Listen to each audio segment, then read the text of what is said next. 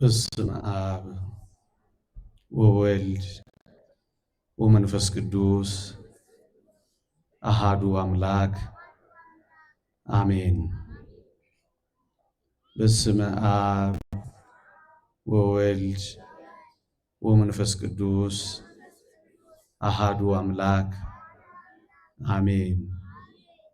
በስመ አብ ወወልድ ወመንፈስ ቅዱስ አሃዱ አምላክ አሜን። ክቡራን አበው ካህናት፣ ክቡር መምህራችን መምህር ጌታሁን፣ የተወደዱ መምህራችን ቀሲስ ታምራት፣ የሰንበት ትምህርት ቤት ደቀ መዛሙርት፣ ለአገልግሎት የምትፋጠኑ ማህበራት፣ ከሁሉ በላይ እግዚአብሔርን እያገለገላችሁ ያላችሁ ዘማሪያን፣ ምዕመናንና ምዕመናት በልዑል እግዚአብሔር ስም እንደምን ሰነበታችሁ? እንደምን አላችሁ? አሜን። በምሕረቱ የጎበኘን እንደ በደላችን ያልከፈለን እንደ ኃጢአታችንም ያልተቆጣጠረን የአባቶቻችን አምላክ የእኛ አምላክ ልዑል እግዚአብሔር ይክበር ይመስገን፣ ይክበር ይመስገን፣ ይክበር ይመስገን። የሰርጉ ቀን እግዚአብሔር ቢፈቅድ በዚህ ርዕስ ለጥቂት ደቂቃዎች የእግዚአብሔርን ቃል እንማራለን። የመኃልየ መኃልይ ዘሰሎሞን ከመዝሙር ሁሉ የበለጠ የሰሎሞን መዝሙር ምዕራፍ 3 ቁጥር 11 እናንተ የጽዮን ቆነጃጅት ውጡ፣ እናቱ በሰርጉ ቀንና በልቡ ደስታ ቀን ያደረገችለትን አክሊል ደፍቶ ንጉሥ ሰሎሞንን እዩ። መኃልየ መኃልይ ዘሰሎሞን ምዕራፍ 3 ቁጥር 11። ርዕሴ ይህንን ኃይለ ቃል መነሻ አድርጌ የሰርጉ ቀን። ዛሬ የምናስበው የጌታችን የመድኃኒታችን የኢየሱስ ክርስቶስን ስቅለት፣ የመድኃኔ ዓለምን የሰርግ ቀን ነው። ለዚህ ነው ይሄንን ርዕስ የመረጥኩት። በዚህ በመኃልየ መኃልይ ዘሰሎሞን አሁን ያነበብኩላችሁ ቃል ለጊዜው ለንጉሥ ሰሎሞን፣ ለፍጻሜው ግን ለንጉሥ ክርስቶስ ተነግሯል። ታስታውሱ ከሆነ ንጉሥ ሰሎሞን የዳዊት ልጅ ነው። የዳዊት ልጅ ተብሏል። ንጉሥ ክርስቶስም ታስታውሱ ከሆነ የዳዊት ልጅ ሆይ ማረኝ ተብሏል። ሁለቱም የዳዊት ልጅ ተብለዋል። ይሄ ብቻ አይደለም። ክርስቶስና ንጉሥ ሰሎሞን በቅዱሳት መጻሕፍት የተወደዱ ተብለዋል። ንጉሥ ሰለሞን በእግዚአብሔር የተወደደ የዲድያ ተብሎ ተጠርቷል። ንጉሥ ክርስቶስም የምወደው ልጄ ተብሎ ተጠርቷል። ይሄ ብቻ አይደለም። ታስታውሱ ከሆነ የሶሎሞንን ጥበብ ለማየት ከምድር ዳርቻ ይመጡ ነበር ተብሎ ተጽፏል። ንጉሥ ሰሎሞን ጥበበኛ ተብሎ ተጠርቷል። ንጉሥ ክርስቶስም በመጽሐፋችን ጠቢቡ ደሃ ተብሎ ተጠርቷል። ስለኛ ባለጸግነት ደሃ ስለሆነ በጥበብና በሞገስ አደገ ተብሎም ተጽፎለታል። ንጉሥ ክርስቶስ ይሄ ብቻ አይደለም። የጥበብ ሁሉ መዝገብ በእርሱ ነውና ብሏል ቅዱስ ጳውሎስ። ክርስቶስ የጠቢባን አምላክ ነው፣ ጥበብ ነው። ጥበብ ቤቷን ሰራች የተባለውም ለዚህ ነው። ይሄ ብቻ አይደለም። ታስታውሱ ከሆነ ንጉሥ ሰሎሞን በበቅሎ ላይ ተቀምጦ በታላቅ ደስታ 1000 ዓመት ንገሥ ተብሎ ተዘምሮ ክርስቶስም ንጉሥሽ በአህያና በውርንጫ ተቀምጦ ተጭኖ በጌታ ስም የሚመጣ የተባረከ ነው፣ ሆሳዕና ሆሳዕና ተብሎ ተዘምሮለታል። ይሄ ብቻ አይደለም። ንጉሥ ሰሎሞን በዳዊት ዙፋን ላይ የተቀመጠ ተብሎለታል። ስለ ክርስቶስም የተጻፈው ይሄ ነው። የልዑል ልጅም ይባላል፣ በአባቱም በዳዊት ዙፋን ላይ ይቀመጣል ተብሏል። ይሄ ብቻ አይደለም። ንጉሥ ሰሎሞን ነገሥታት ስጦታ አምጥተውለታል። ንጉሥ ክርስቶስም 70 ሰገል ገብረውለታል። ይሄ ብቻ አይደለም። ንጉሥ ሰሎሞን በዚያ ዘመን ተቀብቶ ነግሷል።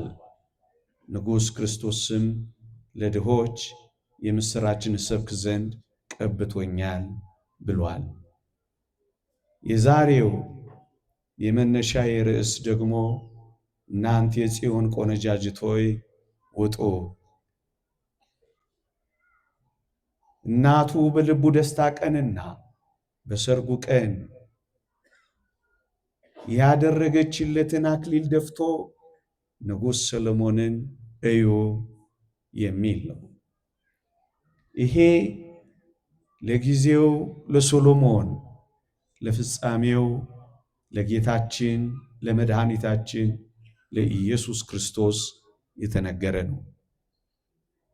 ይሄ ለጌታችን የልቡ ደስታ ቀን፣ የሰርጉ ቀን ተብሎ የተጠቀሰው የትኛው የሰርጉ ቀን ነው ካላችሁኝ፣ ስለ እኔና ስለ እናንተ ስለ ሁላችን የተሞሸረበት የስቅለቱ ቀን፣ የቀራንዮ ውሎ፣ የሰርጉ ቀን፣ የልቡ ደስታ ቀን ይባላል።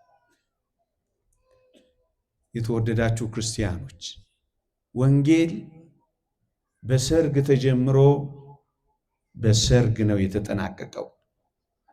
ታስታውሳላችሁ። በቃና ዘገሊላ ሰርግ ጀመረውና በቀራንዮ ሰርግ ደመደመው። ጥቂት ነጥቦችን እዚች ጋር ላቆያችሁ። በቃና ዘገሊላ ታስታውሱ ከሆነ ውሃውን ወይን ነው ያደረገው። በቀራንዮ ሰርግ ቤት ግን ወይኑን ነው ደም አድርጎ የሰጠ። ታስታውሳላችሁ። በቃና ዘገሊላ የተወደደች ቅድስት ድንግል ማርያም አጠገቡ ነበረች። እናም አንቺ ሴት ብሎ ጠርቷታል። በቀራንዮ አደባባይ በቀራንዮ ሰርግ ቤትም ይህቺ ቅድስት ድንግል ማርያም እኮ ነበረች እና ምን ብሎ ጠራት? አንቺ ሴት ብሎ እዛም ላይ ጠራት። ይሄ ብቻ አይደለም። በቃና ዘገሊላ የተወደደች ቅድስት ድንግል ማርያም የኢየሱስ እናት ብቻ ብላ ተጠራች። በቀራንዮ አደባባይ ግን ይህቺ ቅድስት ድንግል ማርያም የሆድ እናት ሆና ተሰጠች። ነገራችንን ትንሽ ከፍ እናድርገው እና አንዳንድ ነጥቦችን ልጨምርላችሁ። በቃና ዘገሊላ መጀመሪያ ደስ የማያሰኘው መናኛ የሆነው ወይን ነበር የቀረበው በዚያ በሰርግ ቤት። ከዛ በኋላ በጌታችን የተሰጠው ጣፋጭ የሆነ ወይን ነበረ። በቀራንዮ አደባባይም እንደዚህ ነው የሆነው። መጀመሪያ መከራው፣ መጀመሪያ ደስ የማያሰኝ ስቃዩ፣ መጀመሪያ መራራ የሆነ መከራውን ነው ያየ ነው። ከዚያ ደግሞ ደስ የሚያሰኘው ትንሣኤውን ነው ያየ ነው። በቃና ዘገሊላ መጀመሪያ መናኛው፣ ከዚያ ጣፋጩን እንደሰጠ፣ በቀራንዮም ሰርግ ቤት መጀመሪያ መከራውን፣ መጀመሪያ ስቃዩን፣ መጀመሪያ ሕማሙን አየ። ከዚያስ ትንሣኤውን ደግሞ ቀመሰ። ለዚህ ነው ወንጌል በሰርግ ተጀምሮ በሰርግ ነው የተፈጸመው ያልኳችሁ። ሌላ ደግሞ አስደናቂ ነገር ላሰማችሁ። በዚያ በቃና ዘገሊላ ውሃውን ወይን ያደርግ ዘንድ በእናቱ ተለመነ።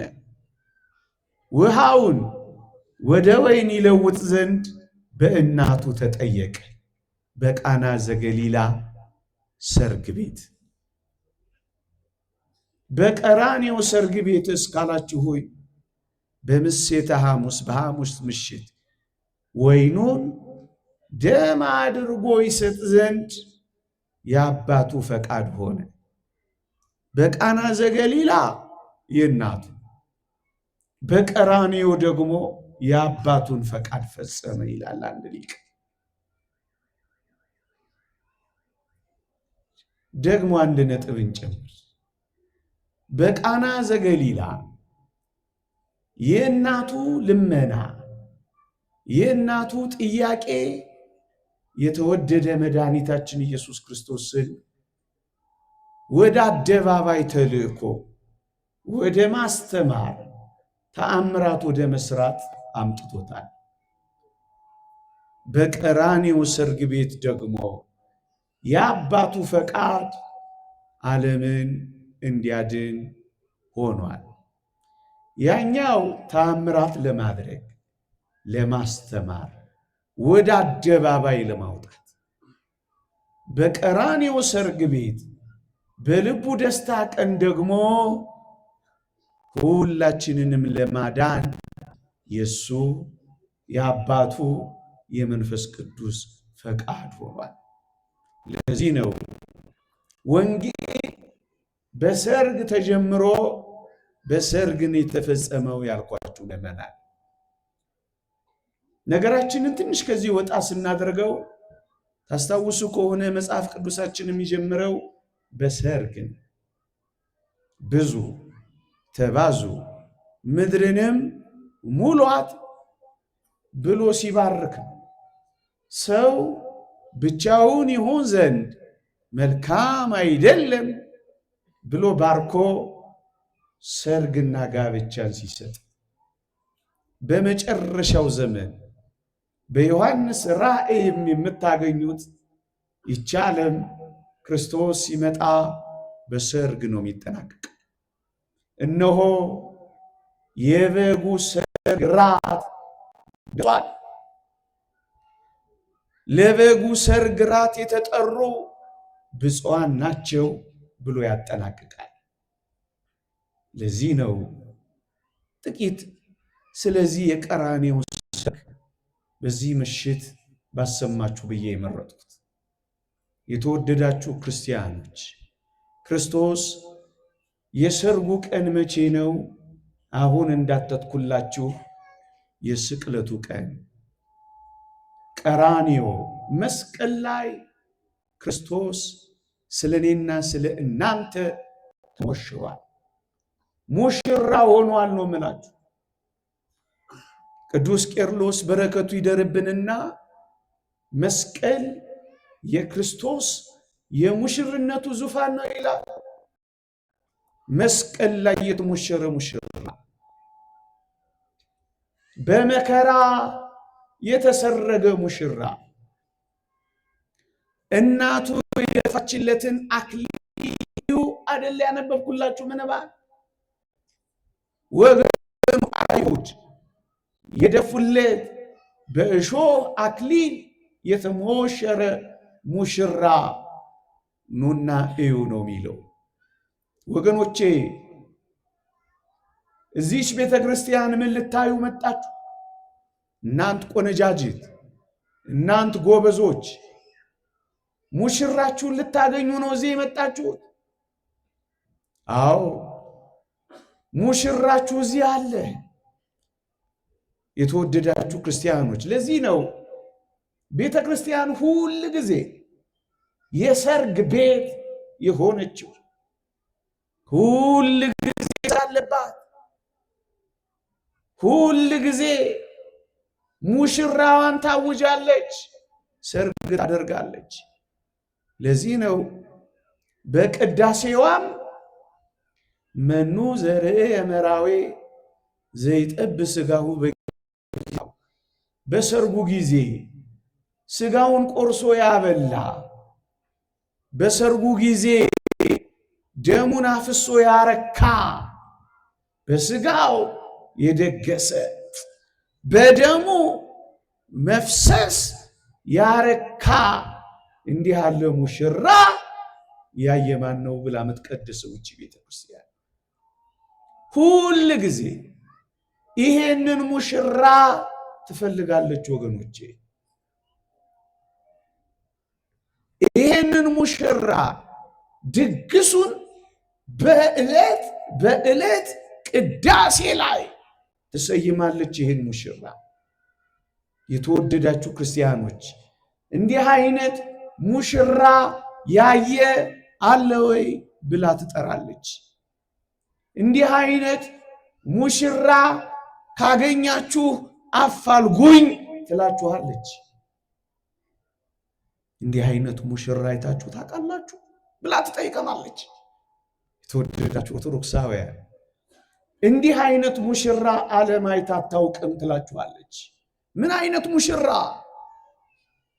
እንዲህ አይነት ሙሽራ። እንዴት አይነት ሙሽራ? በቀይ ምንጣፍ ላይ የተረማመዱ ሙሽሮች እኛ እናውቃለን። ድረናል፣ ኩለናል፣ እሰይ ጥሩ ነው። ይሄ ሙሽራ ግን በቀይ ምንጣፍ ላይ የተረማመደ ሙሽራ አይደለም።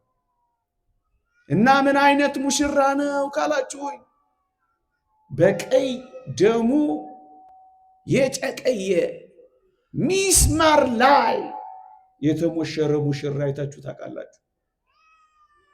ሰገነት ላይ አይደለም፣ ሚስማር ላይ የቆመ ሙሽራ። እንዲህ ያለ ሙሽራ እንዳጨን ታውቃላችሁ ኦርቶዶክሳውያን?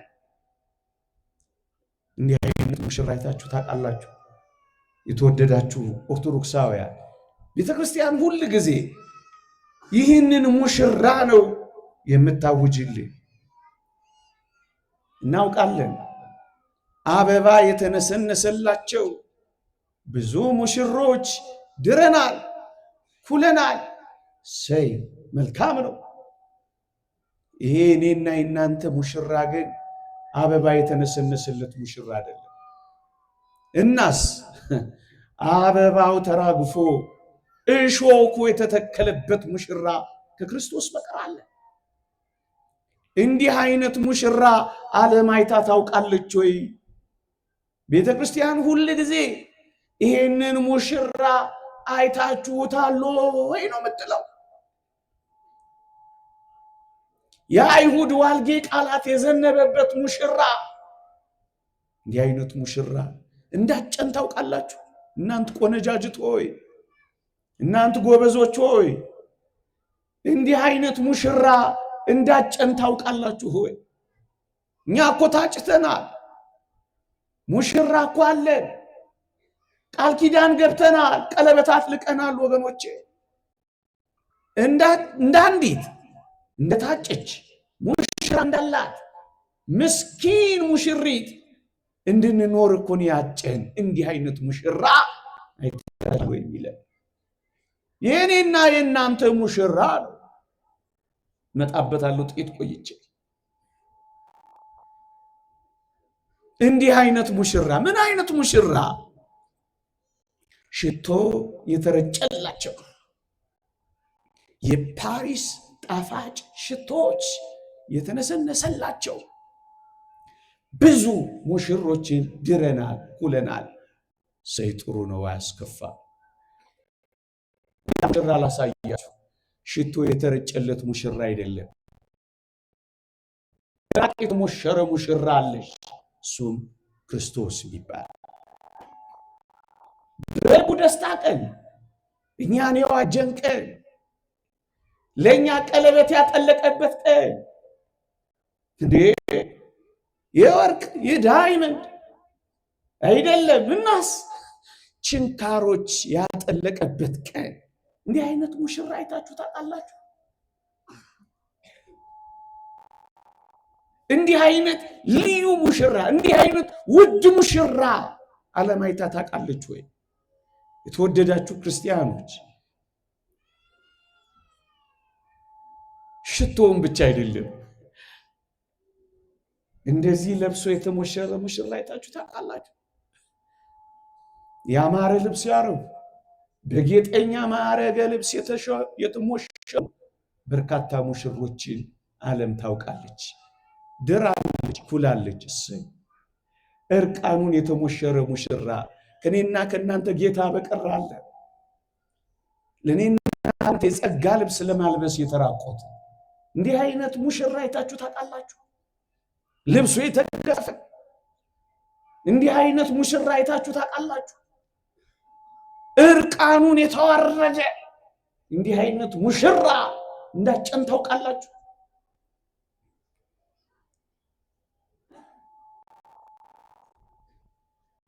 እንዴ ነጭ ልብስ ለብሶ ያማረ ጌጥ አድርጎ የተሞሸረ እኮ ሙሽራ አይደለም። እንደውም ነብዩ ኢሳይያስ ጠይቆታል።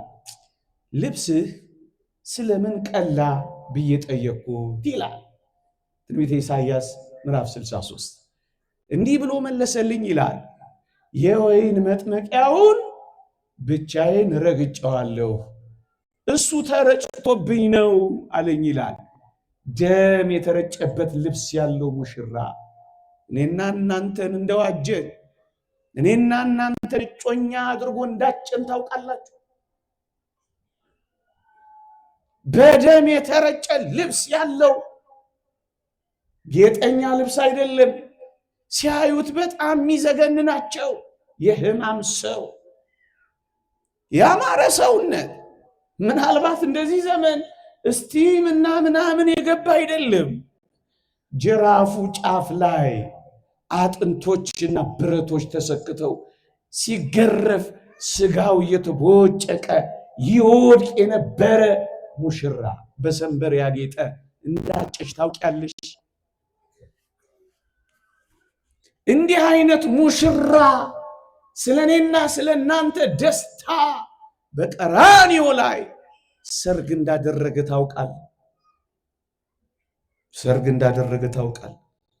እንዴ በዘመናችን እንዳሉት ባለፉት እንዳለፉት ገና ወደፊት እንደሚመጡት ላባቸው ከስር ከስር የሚጠረግላቸው ሜካፕ የሚሰራላቸው እንዲህ አይነት ሙሽራ እንዳይመስላችሁ። ይሄ ሙሽራ ላስታውሳችሁ ብዬ ነው በዚህ ምሽት።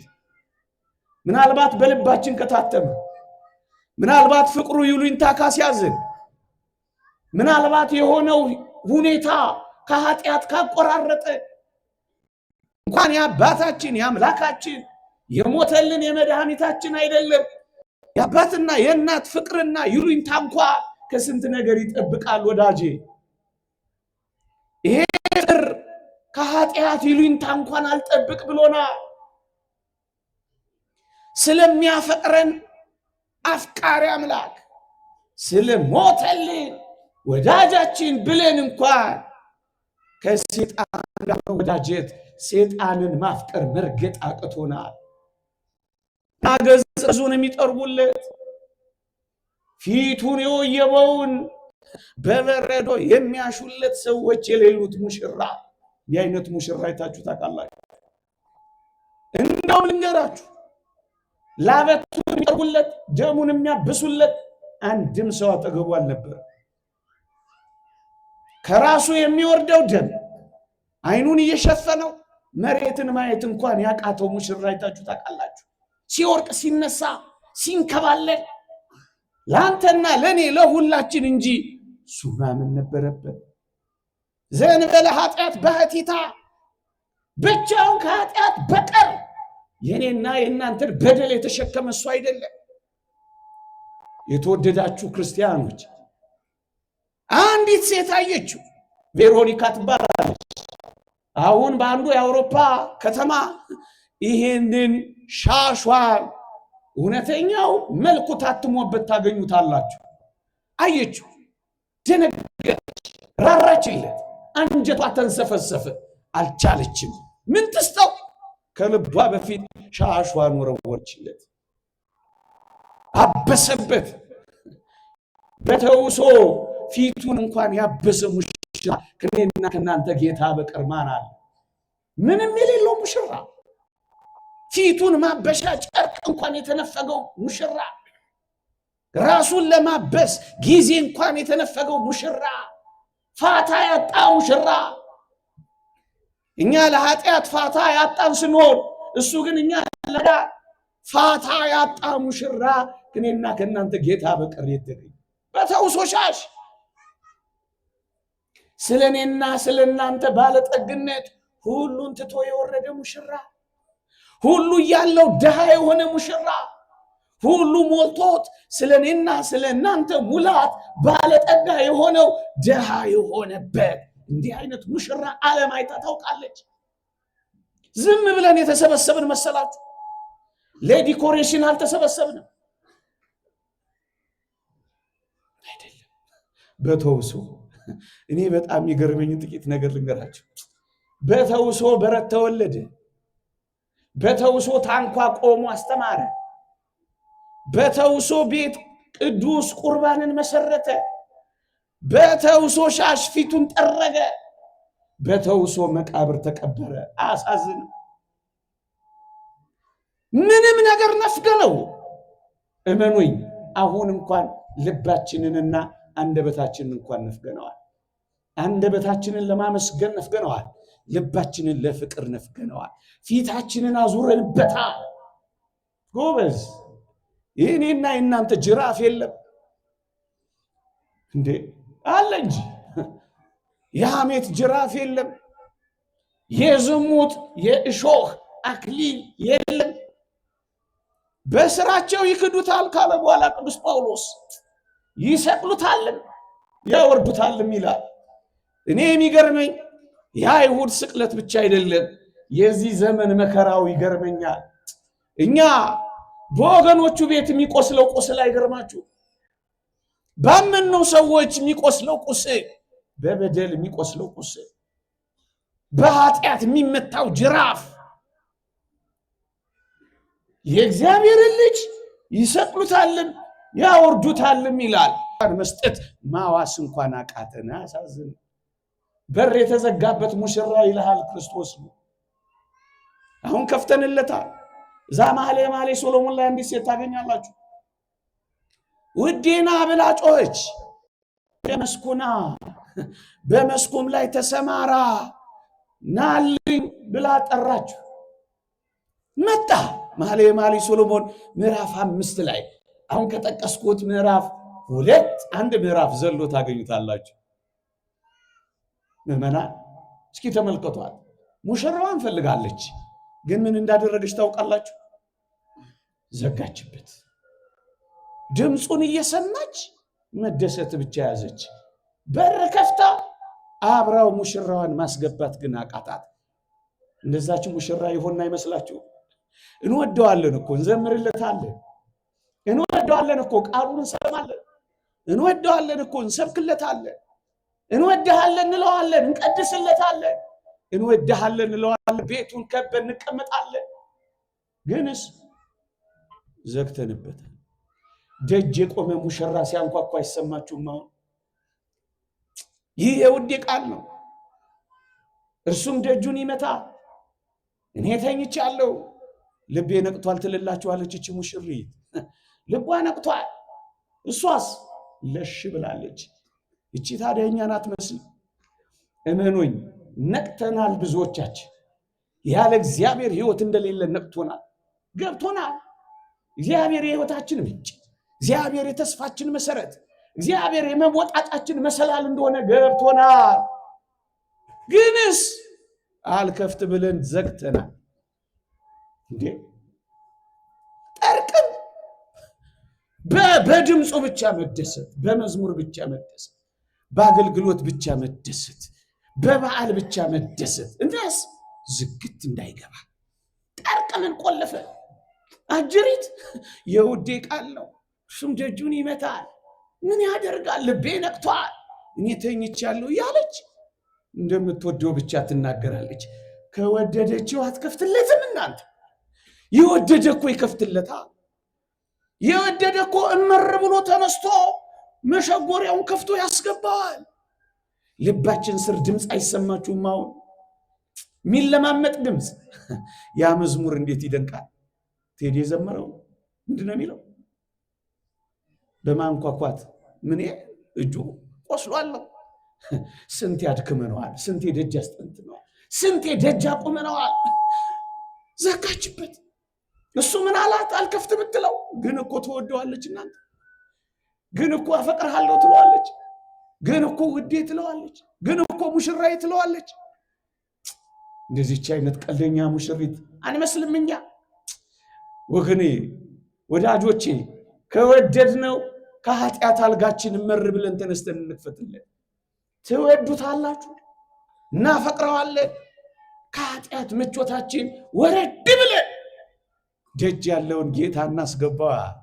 የሚያንኳኳው በልባችን የቆመው ጽድቅን ሊያለብሰን የቆመው ሕይወት ሊሰጠን የመጣው ዙፋን አድርጎ በልባችን ሊቀመጥ የፈቀደው ኃጢአትን አስወጥተን ሙሽራችንን እናስገባዋ። ምን እንዳለች ታውቃላችሁ? ይቺ ሙሽሪት ቢዚ ነች እንደኛ። ምን አለች መሰላችሁ? ልብሴን አውልቅ ያለው እንዴት አጠልቀዋለሁ፣ ታጥብ ያለው እንዴት አድፋለሁ፣ አልጋ ላይ ወጥቻ ያለው እንዴት ወርዳለሁ። ቢዚ ከኃጢአት ሊያጥባት የመጣ ሲሆን እሷ እግሯን ስለመታጠብና ስለመተዳደፍ ታወራለች። የሚበልጠውን ጸጋ የሚሰጠን ደጃችን ላይ ቆሞ ስለ ትንሽ ነገር መተራመስ አያሳዝናችሁ? ያሳዝን። እሱ ከላይ መስቀል ላይ መጥቶልን እኛ ካልጋችን ከምቾታችን ላይ መውረድ ሲያቅተን አያሳዝን?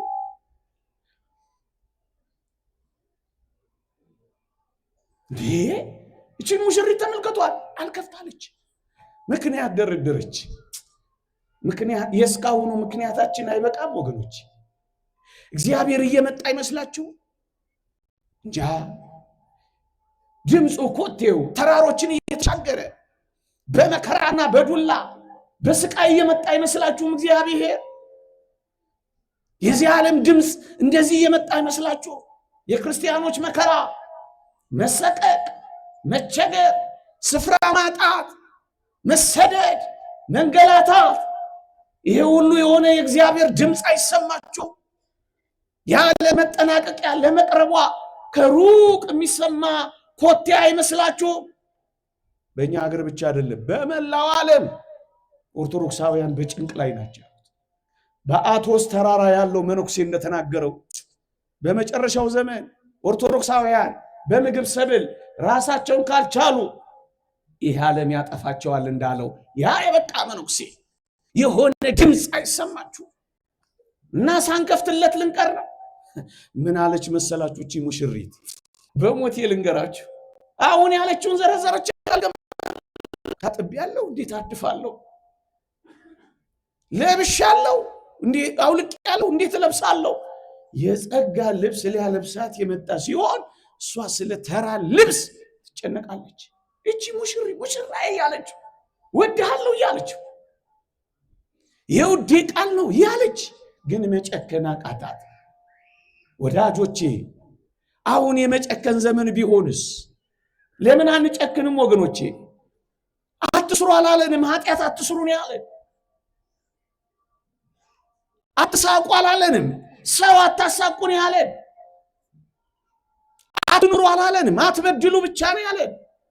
አንድ ነገር ብቻ ነው የከለከለን፣ ኃጢአት ብቻ ነው የተከለከልነው። ወገኖች መቼ ጨክኑ እንዴ? ከመጣን ካልቀራን ጨክን፣ ከዘመርን ካልቀራን ጨክንም፣ ድምፁን ከሰማን ካልቀራን ከፍትለትም። እንዴት ያሳዝናል ወገኖቼ! ደጅ ላይ የቆለፍን በር የዘጋንበት ሙሽራ በዚህ ዘመንስ የለንም? ስንት ጊዜ ተሰበከ፣ ስንት ጊዜ ተቀደሰ፣ ስንት ጊዜ ጉባኤ ተሰራ፣ ስንት ሊቃውንት አስተማሩ፣ ስንት መከራ ተፈራረቀብን። ሲመቼ ነው ደጃችን? በጤንነትም በበሽታም አስተማረን፣ በደህንነትም በመከራ አስተማረን። መቼ ነው ምን ከፍትለት? እንዲህ አላት፣ ድምፁን አሰማት፣ ምክንያት ደረደረች። ከዚያ ነገራት። ምን አላት? በቆንዳላዬ ላይ የሌሊት ነጠብጣብ አርሶኛል፣ ቀስቶኛል፣ ውርጩ መቶኛል፣ ብርዱ አንጠብጥቦኛል፣ እባክሽን ክፈችልኝ አላት። ዝም አለች። ዝም ተመችቷል፣ ምቾት ላይ ናታ።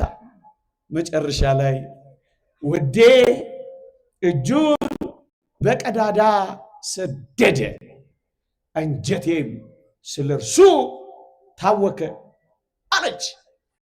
በመስኮቷ በኩል የተበሳ እጁን አሳያት። እየሰማችሁኝ ነው? የተቸነከረ እጁን አሳያት። ድምፄን አሰማሁሽ፣ ነቢያትን ላኩልሽ፣ መምህራንን ላኩልሽ፣ ግን ተነስተሽ ልትከፍችልኝ አልቻልሽ። አሁን ደግሞ መጣሁልሽ፣ ተሰቀልኩልሽ አለና እጆቹን አሳየኝ አለች።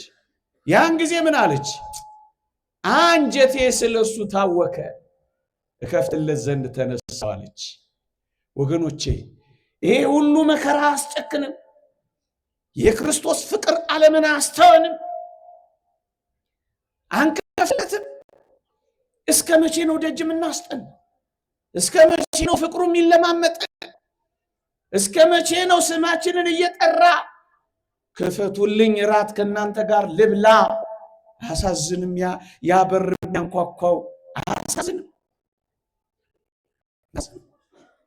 እምቢ አለች። መጨረሻ ላይ ልትከፍትለት ተነሳች። በጣም የሚያሳዝን ቃል ተጽፏል። ውዴ ግን ፈቀቅ ብሎ ነበር ይላል። ለምኖን እንዳይሄድ ያስፈራል።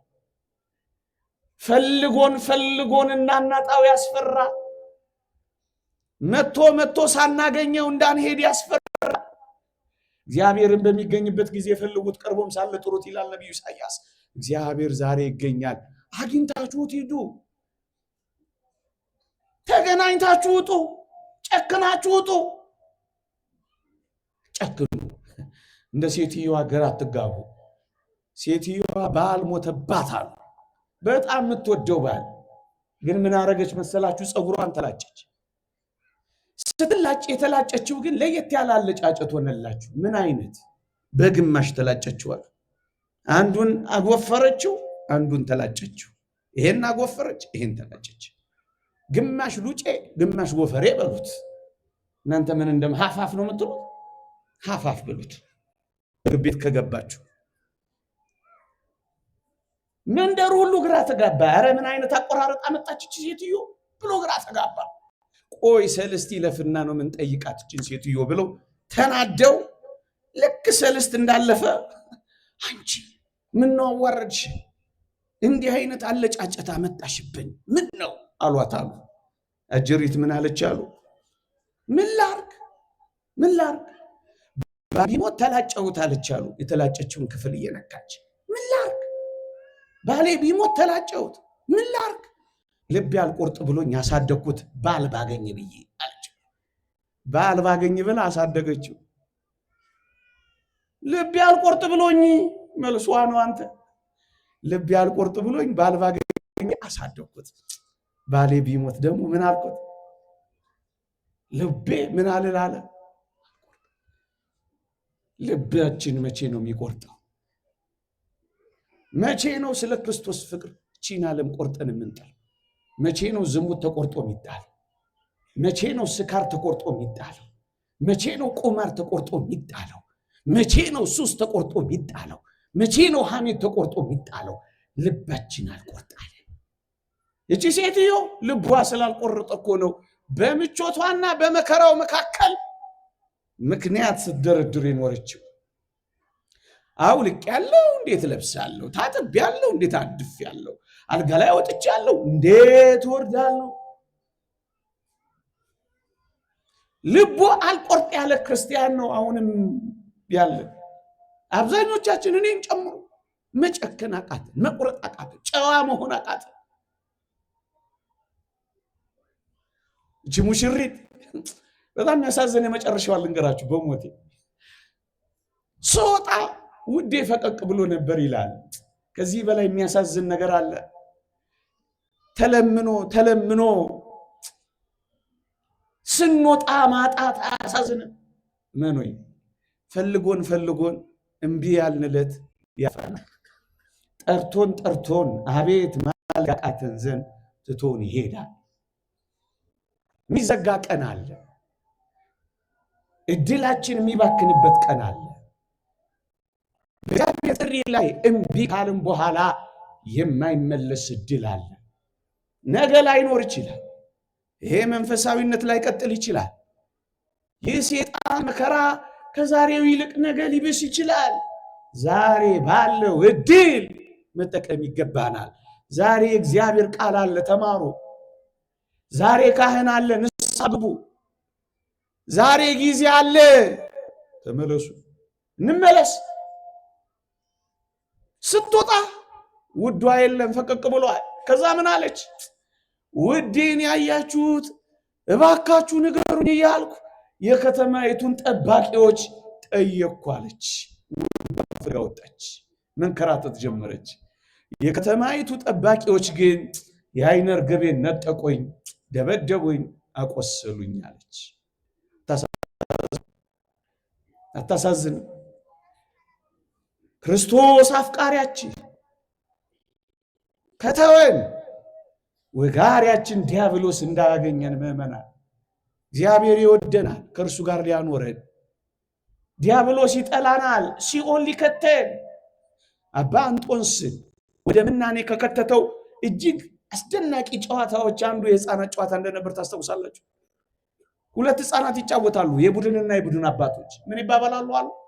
እኔ ወደዋለሁ፣ እሱ ይጠላኛል። ማን ነው? እኔ ጠላዋለሁ፣ እሱ ይወደኛል። ማን ይባባላሉ አሉ። አባ እንጦንስ ፈዞ ቆመ። ከዛም ተረጎመ። ምን አለ? እኔ ወደዋለሁ፣ እሱ ይጠላኛል። ሴት እኔ የወደድኩ የእሱን ፈቃድ ያስገባኛል። እኔ የእሱን ፈቃድ አልፈጽምም፣ እጠላለሁ፣ ግን እሱ ይወደኛል። ኢየሱስ ክርስቶስ ነው አለና መነነ። ወገኖች የበለጠ ሄደ። ወገኖቼ የሚወደን የመሰለን ሰይጣን ፍጹም ስለሚጠላን እኛን እንወደዋለን። እሱ ደግሞ በብርቱ ጥላቻ ሲኦልን አቀባብሎልናል። ታዲያ ከሱ ጋር ልንቆራረጥ አይገባም። እስከ መጨረሻው እኮ ላይለቀን ነው። እኛ ታዲያ ቶሎ አንለቀው። ይሁዳን እንኳን አታስታውሱም? አያሳዝን? በመጨረሻ ደቂቃ ይሁዳ ተጸጽቷል። ታስታውሳላችሁ? ንጹህ ሰው አሳልፌ ሰጥቻለሁ ብሎ ተጸጸተ። ብሩንም ወስዶ በተነላቸው። ሰይጣን ግን ምን እንዳደረገ ታውቃላችሁ? ገና ለገና በህይወት ከኖረ ኢየሱስ ክርስቶስ ፍቅር ነውና ይቅር ሊለው ስለሚችል ቶሎ ለምን አልገለውም አለና መሰቃያውን አሳየው። እውነት ነው። በህይወት ቢኖር ኖሮ ይቅር ሊለው ይችላል። ወገኖቼ ለዚህ ነው ሰይጣን እስከ መጨረሻው ጠብታ ታግሎ እንጨት ላይ ያንጠለጠለው። እስከ መጨረሻው ታግሎ ከማስቀረቱ በፊት አሁን ልናስቀረው አይገባም። እሱን ነው አሰሏት፣ ደበደቧት፣ አይነ ርግቧንም ነጠቋት። የተወደዳችሁ ክርስቲያኖች አሁን እኔና እናንተ በዚህ የቀራንዮ መስቀል የሰርጉ ቀን ውሎ ታጭተናል። መታጨታችንን የምታረጋግጡት ቀለበት አጥልቀናል። ምን የሚባል ቀለበት? መስቀል የሚባል ቀለበት አጥልቀናል። ደምም ተቃብተናል። ከክርስቶስ ጋር ቃል ኪዳን ገብተናል። አንዲትን የታጨች ሙሽሪት ወይም ቀለበት ያጠለቀችን ሙሽሪት ሌላ ወንድ ቀና ብሎ እንደማያያት በእውነት በፍቅሩ የተቃጠለች በመስቀሉ የተመረኮዘች በልቧ ይህንን የቀራንዮ የሰርግ ቀን ውሎ የምትዘጋ ክርስቲያን ሰይጣን ቀና ብሎ ያያት ያፍራታ። ቃል ኪዳናችንን ተሸክመነዋል። ያጠለቅነው መስቀል ገብቶናል። እኛ እኮ ቀለበት አለን፣ ቃል ኪዳን ገብተናል። ማህተባችን መስቀሉ ነው። ህይወታችን የመከራው ማህተብ ነው። ለዚህ ነው ተሸክሜው ኖራለሁ ያለው ቅዱስ ጳውሎስ። ይሄንን ዓለም ያውቀዋል፣ እኛ ግን ከማወቅ ፈቀቅ ብለናል። አይሲስ የሚባሉት እነዛ አሸባሪዎች ትዝ አይላችሁም? እነዛን ፍቁራን ኢትዮጵያውያንን፣ እነዛን ፍቁራን ግብፃውያንን፣ እነዛ ፍቁራን ኤርትራውያንን በዚያ በሊቢያ በረሃ ሲያርዷቸው ምን እንዳሉ አታስታውሱ? the followers of the cross እኮ ነው ያሏቸው። የመስቀሉ ተከታዮች እኮ ናቸው። አዎ ታጭተዋላ፣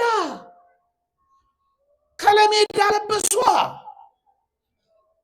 እሱ እንደተጎተተ መጎተት ጀመሯ።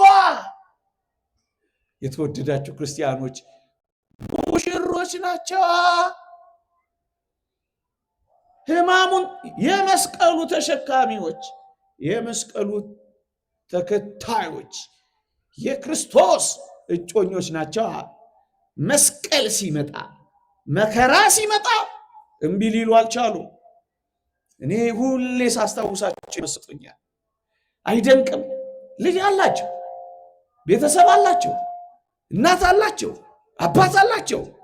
ትተው ግን ለምን ታረዱ ካላችሁኝ ክርስቶስ አገኛቸዋል። ምን ያርጉት? እንዴት ይለፉት? እንዴት ይለፉት? ጣሊያን የምትባል ሀገር አለች። ቢሻገሩ በበረሃ ቢሻገሩ በባህር ባለጸጋ ሊሆኑባት የሚችሉ ክርስቶስ የሚባል የፍቅር ባህር ያለው ግን መሃላቸው ቆመ። ታዲያ እንዴት ይተውት? እና ምን ሆኑ? እናትም አባትም ልጆቻቸውን ተውና ከዚህ ሙሽራ ጋር ተጣበቋ። ሰው አባቱንና እናቱን ይተዋል፣ ከሚስቱ ጋር ይጣበቃል የሚለው ቃል የተፈጸመ አይመስላችሁ? አንድ ሊቅ ክርስቶስ ሙሽራ መሆኑን የምታረጋግጡት መስቀል ላይ ነው። ምክንያቱም አምላኬ አምላኬ ስለምን ተውኸኝ ብሎ አባቱን ጠይቋል ይላል። እጅግ ጥልቅ ምስጢር አለው አምላኬ አምላኬ ማለቱ። ሊቁ ግን ማለት የፈለገው ሙሽራ መሆኑን የምታረጋግጡት በመስቀል ስር ያለችውን እናቱን አባቱን ተወ እና ምን ሆነ? ሙሽራ እነዚህም ሰዎች በዚህ ዘመን በስቃይ፣ በዚህ ዘመን በማይተባቸው ብቻ፣ በዚህ ዘመን ስለ ክርስትናቸው ብቻ፣ በዚህ ዘመን ኦርቶዶክሳውያን ስለሆኑ ብቻ ደማቸው የሚፈሱ አቤቱ ሙሽሮች ናቸው። ክርስቶስን ይገናኛሉ፣ ክርስቶስን ያገኙታል። ሙሽሮች ናቸው። ይሁላችሁ ክርስቶስ በመስቀል እንዳገኘን እኛም ክርስቶስን የምናገኘው በመስቀል በኩል ነው። ክርስቶስ በደም እንዳገኘን እኛም ክርስቶስን የምናገኘው በደም። ሙሽራ የሚሆኑት እንደዚህ ነው ወገኖቼ። ለዚህ ነው ግብፃውያን ክርስቲያኖች ልጆቻቸው ሰማዕታት ሲሆኑ በአንድ አይናቸው ያለቅሳሉ ይላል አንድ ጽሑፍ፣ በአንድ አይናቸው ደግሞ ይስቃሉ ይላል። ስለ ፍቅራቸው ያለቅሱላቸዋል። እኛ የምናለቅሰው ስለ ፍቅራችን፣ የቤተ ክርስቲያን ብልቶችና አካላቶች የሆኑ ስለተቆረጡብን፣ ተቆርጠው ግን ከክርስቶስ ጋር ስለተጣበቁ ስለተዋሃዱ ነው። ለዚህ እኮ ነው በሰማዕታት በዓል መሰዊያውን የምናወጣው። ለምን ይመስላችኋል? መስዋዕቱ ታቦቱን የምናወጣው ለምን ይመስላችኋል? ክርስቶስን በመሰዊያው በኩል ያገኙታል። ራዕይ ዮሐንስ ምዕራፍ 6 ላይ አንብባችኋል። ከመሰዊያው በታች ስለ እግዚአብሔር ቃል የታረዱትን የሰዎች ድምፅ ሰማው ይላል። ሁል ጊዜ ከመሰዊያው በታች የተሰዉ ሰዎች ድምፅ አለ። ከመሰዊያው በላይስ የተሰዋው የክርስቶስ ሥጋና ደም ደግሞ አለ። በምኑ በኩል ይገናኛሉ? በመሰዊያው በኩል ይገናኛሉ። ይሄ መሰዊያ ምንድነው? መከራ። ይሄ መሰዊያ ምንድነው? ስቃይ። ክርስቶስና እነዚህ ሰማዕታት በመሰዊያው በኩል ይገናኛሉ። ለዚህ ነው የምናወጣው እኮ በሰማዕታት በዓል። ምክንያቱም እነሱ መስዋዕት ናቸው። ለክርስቶስ እንደ መገበሪያ ስንዴ የተፈጩ መስዋዕቶች፣ እንደና አግናጤዎስ ያሉ ደማቸውን ያፈሰሱ መስዋዕቶች። እሱ ደሙን አፍስሶ መስዋዕት እንደሆነ እነዚህም ደግሞ የመገበሪያ መስዋዕቶች። አቤት አቤት አቤት አቤት! እንዴት ይደንቃል! ክርስትና ግን እንደቀጠለ አይታያችሁ? ወንጌል እንደሰፋ አይታያችሁ? ቤተ ክርስቲያን እያበበች እንደሆነ አይሰማችሁ? የእግዚአብሔር ቤተ ክርስቲያን ሕያዊት እንደሆነ ግን አይሰማችሁም? በኦርቶዶክስ ቤተ ክርስቲያን በኩል በአንዳንዶች ዘባቾች በኩል ደግሞ የአይሁድ ጩኸት ሲጮህ አይሰማችሁ? ሙሽሮች ናቸው፣ በሙሉ ሙሽሮች ናቸው። ክርስቶስ በእነሱ ውስጥ አለ። ክርስቶስ በእነሱ ውስጥ አለ። ያቺን ሰማዕታት ታስታውሱ? በሰማዕትነቷ ቀን እህቶቿ በጣም ስለሚወዷት ምርር ብለው አለቀሱላት። ምርር ብለው።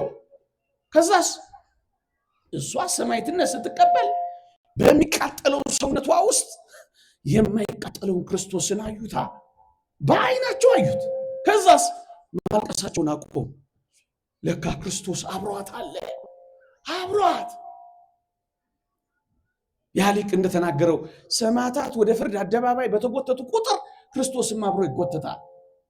ሰማዕታት መስዋዕት ሲሆኑ ክርስቶስም አብሯቸው ይሰዋል፣ ለፍርድ ይቀርባል። አብሯቸው ሙሽሮች ናቸው። ቃል ኪዳን ገብተዋላ፣ ተዋህደዋላ። ይሄ የሙሽርነት ቀናቸው ነው ወዳጆቼ። ስለ አባፋም አልሰማችሁ? መጨረሻ ይሁን ይሄ ሰዓት እንዳላበዛባችሁ። አባፋም የተባለ አንድ መነኮስ በገዳም ውስጥ በአስደናቂ ክርስቲያናዊ ሕይወት ይኖር ነበራል። አንድ ቀን ግን የሰማዕትነቱ ቀን ደረሰቻል። የሰማዕትነቱ ቀን ስትደርስ ምን እንዳደረገ ታውቃላችሁ? የዕለት ዕለት ሰማዕትነት እንደሚሆን ሲያውቅ እግዚአብሔር ሲገልጥለት ነጭ ልብስ ለብሶ ወጣላችሁ። ከዛ ወንድሞቹ መነኮሳት ዛሬ ምን ነው አለባበስ ለየት አለ ብለው ጠየቁት። ምን እንዳላቸው ታውቃላችሁ? ዛሬ የሰርጌ ቀን ነው አላቸው። የምን ቀን ነው? የሰርጌ ዕለት ይልሃል። ይሄ ነው ሰማይ አዋራ ማጨስ እንዳይመስል የሰርግ ዕለት የሰርጌ ዕለት ይሄ ነው አለ። ከማን? ከሙሽራዬ ጋር መዋሃድበት፣ ክርስቶስን ማገኝበት፣ ቃል ኪዳን የሚፈጸምበት፣ ወደ ሰማያት ራት ምገባበት፣ ወደ በጉ ሰርግ ራት ምጠራበት ይቺ የሰርጌ ቀን ናት አለ። የተወደዳችሁ ክርስቲያኖች እስኪ እቺን ምሽት እቺን ዕለት ይህን ቀን ዘክረን እንደዋል ዛሬ በእውነት እናንተን እንዳንድ ንጽሕት ድንግል ለአንድ ወንድ ለክርስቶስ ላቀርብ አጭቻችኋለሁ እንዳለን ቅዱስ ጳውሎስ መታጨታችንን እናስብና ሙሽራችንን ብቻ በንጽህና እንጠብቀዋ። አንዲት ሙሽሪት ሙሽራዋ ተውባ ተሰንግላ ቆንጆ ሆና ንጹህ ሆና ሌላ ወንድ ሳታውቅ ሳትለምድ ሳትወድ ሙሽራዋን ብቻ ጠብቃ እንደምትኖር እንግዲህ ከዚች ምሽት በኋላ ሙሽራችንን ብቻ በንጽህና እንጠብቀዋ። የወደቅን እየተነሳ የቀማን እየመለስ የተሳደብን እየመረቅን የበደልን ንስሐ እየገባን ያለ እድፈት ያለ ጉድፍ በር በሩን እንያ። ሙሽሪት እኮ ከሙሽራዋ ሌላ ምን ተስፋ አላት? በር በሩን የምታየው ሙሽራዋ መቼ እንደሚመጣ በመጠባበቅ ብቻ ነው። ሌላ ሙሽራ የላትም። አንድ ሙሽራ ብቻ ነው ያላት። እሱን በር በሩን እያየች ትጠብቀዋለች። አንዲት የታጨች ሙሽሪት እቺን ብቻ ታደርጋለች። ሌላ ምን ተስፋ አለ? በር በር እያየን ሰማይ ሰማይ እያለን የምንጠብቀው ሙሽራችን ከጌታችን በቀር ምን አለ? ምዕመናን ወዲህና ወዲህ አትበሉ፣ ወለም ዘለም አትበሉ። ሰውነታችንን ማናርክሰው፣ በበደል ማናፍስሰው፣ ባደፈ ሰውነት የማይቀመጥ ሙሽራን ያለን። ስለዚህ በንጽህና እንጠብቀው፣ ሙሽራችንን እንጠብቀው። እንደ ንጽሕት ድንግል ነው የሚለው ሁለተኛ ቆሮንቶስ መልእክት ምዕራፍ 11 ቁጥር 2 አንብቡት። እናንተን እንደ አንዲት ንጽሕት ድንግል ለአንድ ወንድ ለክርስቶስ ላቀርብ አጭቻችኋለሁ ይላል። ታጭተናል። የጣጨች ሴት በድንግልና በንጽህና እንደምትቆይ አሁን ወደ ንጽህና እንመለስ። የሳትን እንመለስ፣ የበደልን እንካስ። ንስሐ ታጥበናለች፣ ንስሐ ትሰነግለናለች፣ ንስሐ ደናግላን ታደርገናለች። ይህንን ብቻ ነው ዛሬ ሙሽራችን የሚጠይቀን። አዎ ሙሽራዬን ማግኘት እፈልጋለሁ፣ በዘላለም ደስታ ከሱ ጋር ለዘላለም ደስ እያለኝ እኖራለሁ፣ የዘንባባ ዝንጣፊ ይዤ እዘምርለታለሁ፣ ወደ ሰርጉ ማዕድ አንድ ላይ እቀመጣለሁ፣ ችንካሮቹን እያየሁ ግን በደስታ እኖራለሁ፣ ከሞተልኝ አምላክ ጋር አብሬ እሞሸራለሁ ያለች ክርስቲያን እንደ አንዲት ንጽሕት ድንግል ሙሽራዋን እየጠበቀች ትኖር። ንጹሕቱን ንስሐ ትግባ፣ ትመለስ፣ ከምቾቷ ላይ ትውረድ፣ በሩን ትክፈት፣ ግባ ትበል፣ አብራው ትኖር፣ ሌላውን ኃጢአቷን ሁሉ ታባረር፣ ድሎቷን፣ ምቾቷን፣ ቅምጥልነቷን ይቅር። ይቺ ናት እውነተኛ ሙሽሪት። ይቺ ቤተ ክርስቲያን እመኑኝ ሙሽሪት ናት። ወደቧ መድረሷ አይቀር አብራ ከክርስቶስ ጋር ትሞሸራለች። ከዚህች ቤተ ክርስቲያን ጋር አብራችሁ ለዚያ የሙሽርነት ቀን ተጠርታችኋል። ይህ የሰርግ ቀን ጥሪ ነው። በቃ ልጅ ይዞ መምጣት አይቻልም። ምንትስ የሰርግ ቀን ጥሪ ነው። የበጉ ሰርግ ራት ተዘጋጅቷል። ኑ በዚህ የሰርግ ቀን የኔና የናንተንም የሙሽርነት ቀን እናስታውስ። ለዚያ ለሰርጋችን ቀን ቅድም ያልኳችሁ ኦሪት ዘፍጥረት ሲጀምር በሰርግ ነው አልኳችሁ። ዮሐንስ ራእይም ሲያልቅ በሰርግ ነው። ለዚያ የሰርግ ቀን ያብቃል። ተደስተን የማናዝንበት ሰርግ አለ። ዘምረን የማንዘፍንበት ሰርግ አለ። ገብተን የማንወጣበት ሰርግ አለ። ጠላት የማይገባበት ወዳጅ የማይተውበት ሰርግ አለ። ብናየው የማንሰለቸው ሰርግ አለ፣ የማይፈርስ ድንኳን አለ፣ የማይመለስ ክርስቶስ ነውና ይላል። እዚህ ሰርግ ቤት አትገቡ። ይሄንን ብርሃን ማየት አትፈልጉ። ከዚህ ብርሃን ጋር ለዘላለም መኖር አትፈልጉ። በሽታ የሌለበት፣ ደዌ የሌለበት፣ መራብ መጠማት የሌለበት፣ ማግኘት ማጣት የሌለበት፣ ኧረ ፍርሃትም የሌለበት፣ በዚያ የሚያስፈራው የለም ይላል። የሚያስፈራ ነገር የሌለበት ሰርግ ቤት። ምን አይነት ሰርግ ቤት ነው? ልዩ ሰርግ ቤት።